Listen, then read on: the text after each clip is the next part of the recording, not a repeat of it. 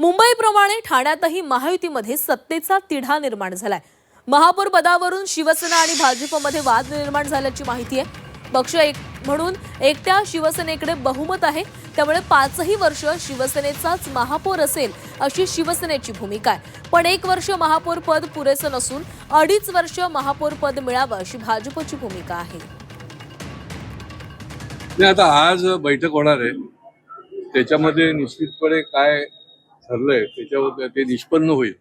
परंतु भारतीय जनता पार्टीच्या आमच्या अनेक नगरसेवकांचा एक मत आहे की आपण विरोधी पक्षामध्ये सक्षमपणे काम करायला पाहिजे, परंतु त्याच्या संबंधातला निर्णय जो आहे तो पक्षाबरोबर चर्चा करून घेतला जाईल। महापौर 2.5 वर्ष घेणार तेच आता आज बैठक झाल्यानंतरच त्याचा निर्णय करता येईल। विरोधी पक्ष बसण्याची तयारी आपली आहे। ते माझं वैयक्तिक मत आहे, परंतु शेवटी पक्ष हा मोठा आहे, त्याच्यामुळे पक्ष जो निर्णय घेईल त्याप्रमाणे भारतीय जनता पार्टी त्या ठिकाणी काम करेल।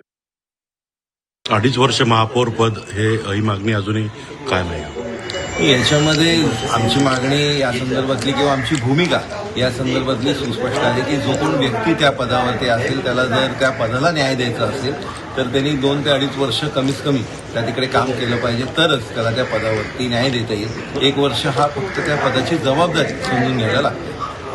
त्यामुळे मागणी भाजपची की ठाणे महानगरपालिकेची त्याच्यामुळेच ही आमची मागणी आहे की जो कोण व्यक्ती त्या तिकडे असेल त्याला 2 ते 2.5 वर्षाचा कार्यकाळ हा निश्चितपणे असलाच पाहिजे।